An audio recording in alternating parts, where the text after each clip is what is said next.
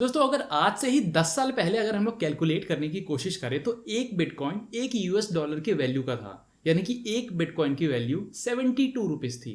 अब cut to 10 साल बाद दोस्तों अभी एक बिटकॉइन की वैल्यू है 36 लाख रुपीज। दोस्तों ये कैसे पॉसिबल हुआ? इतने कम टाइम में बिटकॉइन इतना ज्यादा कैसे बढ़ गया और आज ये इतना पॉपुलर क्यों है? आज हम लोग यही देखने वाले हैं। दोस्तों इसका एक रीजन ये भी हो सकता है जो हमें बेसिक ह्यूमन साइकोलॉजी से पता चलता है कि जो चीजें हमें समझ में नहीं आती वो ज़्यादातर पॉपुलर ही होती हैं, और बिटकॉइन की पॉपुलैरिटी का एक रीज़न ये भी हो सकता है। और दोस्तों क्या आपने कभी ये सोचा है कि बिटकॉइन की तरह बैंक के एफडीज हैं वो पॉपुलर क्यों नहीं है? क्योंकि दोस्तों अगर आज आप 1 लाख रुपए जमा करोगे और अगर 7% का इंटरेस्ट लें तो 1 साल बाद आपको 1,07,000 रुपए मिलेंगे।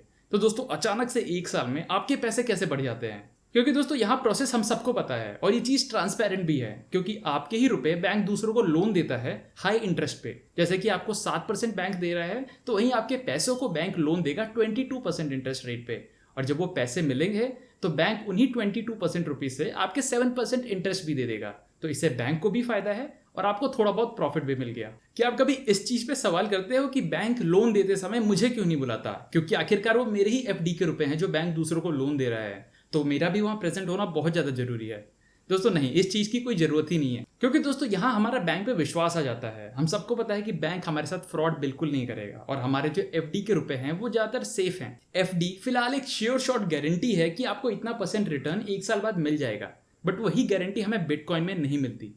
और दोस्तों इसका मेन रीजन भी यही है कि बिटकॉइन में कोई रेगुलेटर नहीं है जो इन सारी चीजों को मॉनिटर करता है। चलिए दोस्तों आपको एक रीसेंट इंसिडेंट बताता हूँ। हम सबको पता है इलॉन मस्क जो स्पेसएक्स और टेस्ला के ओनर हैं और वर्ल्ड के एक बेहतरीन एंटरप्रेन्योर हैं, उनका रिसेंटली एक ट्वीट आया था कि अब से टेस्ला बिटकॉइन एक्सेप्ट नहीं करेगी। और दोस्तों उनके ट्वीट से पहले एक बिटकॉइन जिसकी वैल्यू 44 लाख रुपीज थी, ट्वीट के बाद उसकी वैल्यू गिर के 39 लाख रुपीज हो गई है। तो दोस्तों ये इंसिडेंट यही बताता है कि कैसे बहुत सारी चीजें हैं जो बिटकॉइन के प्राइस को अफेक्ट करती हैं। दोस्तों मान लो अगर आपने बिटकॉइन खरीदा है तो आपके टोटल वेल्थ का एक पार्ट है। क्या आप चाहते हो कि किसी के बोलने पे या फिर ट्वीट करने पे आपकी वेल्थ कम हो जाए? दोस्तों ये बहुत बड़ा रिस्क है बिटकॉइन में इन्वेस्ट करने का, जहां प्राइस इतना ज्यादा फ्लक्चुएट होता है। दोस्तों चलिए आगे बढ़ने से पहले मनी के बारे में थोड़ा बहुत जान लेते हैं। हर कंट्री की उनकी अलग अलग करेंसीज होती हैं। यूरोप की करेंसी यूरोज है, इंडिया की करेंसी रुपीज है, वहीं यूएस की करेंसी यूएस डॉलर्स है। दोस्तों हमेशा से ऐसा नहीं था। पहले हम लोग बार्टर सिस्टम यूज करते थे, जहां हम एक चीज की कीमत दूसरी चीज की कीमत से कंपेयर करते थे।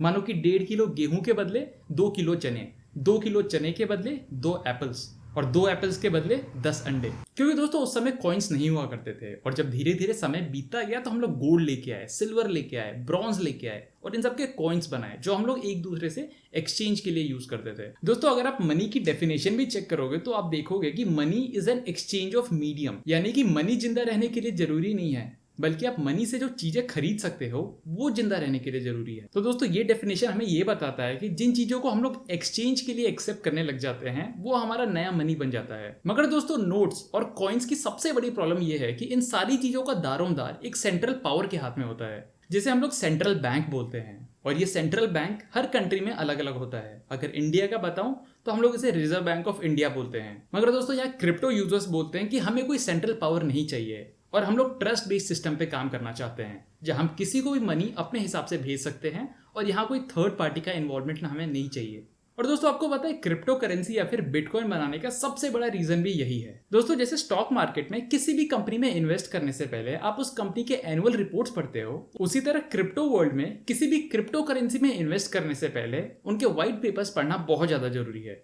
और दोस्तों यहाँ जब हम लोग बिटकॉइन का व्हाइट पेपर देखते हैं तो इसकी सबसे पहली लाइन में यही रीजन दिया है कि हम लोग थर्ड पार्टी से डिपेंडेंसी हटाना चाहते हैं। तो दोस्तों इसीलिए क्रिप्टो करेंसी बनाई गई जो आप डिजिटली स्टोर कर सकते हो और 2 लोग अपने आप में ही ट्रांसफर कर सकते हैं। यहाँ कोई भी थर्ड पार्टी के इन्वॉल्वमेंट की जरूरत नहीं है। दोस्तों बिटकॉइन क्रिप्टो टेक्नोलॉजी पे बेस्ड होता है, और क्रिप्टो टेक्नोलॉजी ऐसा होता है जो लोग अपने आप में ही चलाते हैं। इसका कोई रेगुलेटरी बॉडी नहीं होता है। दोस्तों क्रिप्टो करेंसीज को आप टच नहीं कर सकते, ये डिजिटल फॉर्म में रहता है। मगर इसके 2 बहुत बड़े बेनिफिट्स हैं। दोस्तों crypto currencies universal medium of exchange बन सकते हैं, यानी कि इंटरनेट मनी। दोस्तों पहले जहां हमें एक कंट्री से दूसरी कंट्री में पैसे भेजने पड़ते थे तो यहाँ हमें बैंक की जरूरत पड़ेगी, जहां हमारा डोमेस्टिक बैंक इंटरनेशनल बैंक से कांटेक्ट करेगा मनी ट्रांसफर के लिए। पर दोस्तों क्रिप्टो करेंसी इसी चीज को बहुत ज्यादा आसान बना देते हैं। यहाँ अपने डिजिटल वॉलेट से उसके क्रिप्टो वॉलेट में डायरेक्ट मनी ट्रांसफर कर सकते हो। और दोस्तों अगर आप बैंक के थ्रू ट्रांसफर करोगे तो यहाँ आपको इंटरनेशनल ट्रांसफर फी बहुत ज्यादा लग जाता है, वहीं पैसों को भेजने में 4-5 दिन आराम से लग जाते हैं।